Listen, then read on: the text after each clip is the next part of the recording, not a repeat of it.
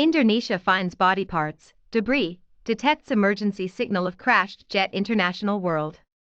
Indonesia detected signals on Sunday that could come from a flight recorder of a Sriwijaya Air jet that crashed into the sea soon after taking off from the capital Jakarta, as human body parts and suspected pieces of the plane were retrieved. The Boeing 737-500 with 62 passengers and crew was headed to Pontianak in West Kalimantan before it disappeared on Saturday from radar screens 4 minutes after takeoff. The crash is the first major airline incident in Indonesia since the crash of a Lion Air Boeing 737 MAX in 2018 that killed all 189 passengers and crew. That plane also plunged into the Java Sea soon after takeoff from Soekarno-Hatta International Airport. We have detected signals in 2 points. This could be the black box, Bagus Purahito, chief of Indonesia's Search and Rescue Agency, told reporters aboard a military ship. Indonesian Navy official Wahyudin Arif told INEWS they had found suspected pieces of the plane fuselage of about 1 meter, 3 feet, in length, part of a tire and human body parts. Media reports said body parts had been taken to a police hospital for identification.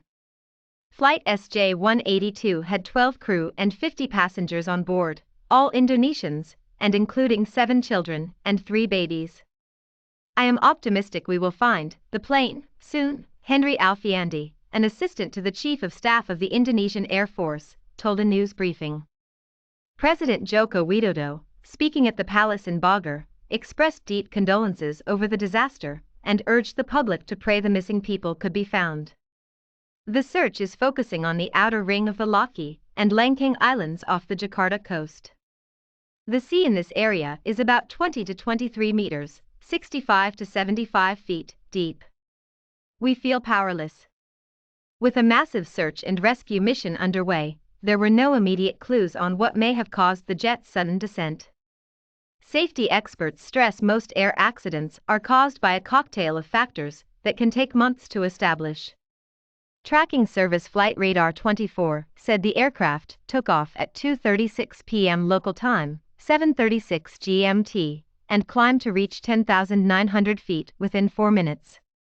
It then began a steep descent and stopped transmitting data 21 seconds later.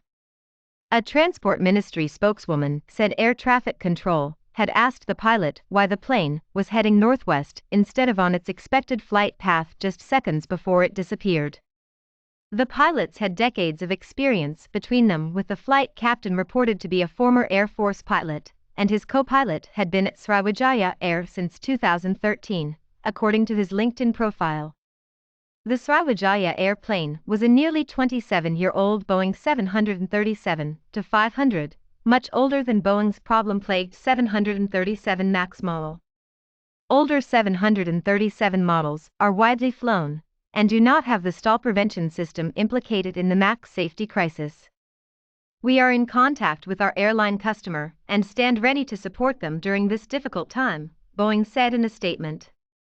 Our thoughts are with the crew, passengers, and their families. Distraught relatives waited in Pontianak, about 740 kilometers, 460 miles, from Jakarta for news of their loved ones. At Jakarta's main airport, a crisis center was set up for families. We feel powerless, we can only wait and hope to get any information soon, Irfan, who had 5 relatives on the flight, told reporters. Founded in 2003, Jakarta-based Sriwijaya Air Group flies largely within Indonesia's sprawling archipelago. The budget airline has had a solid safety record, with no onboard casualties in 4 incidents recorded on the Aviation Safety Network database. In 2007, the European Union banned all Indonesian airlines following a series of crashes and reports of deteriorating oversight and maintenance since deregulation in the late 1990s.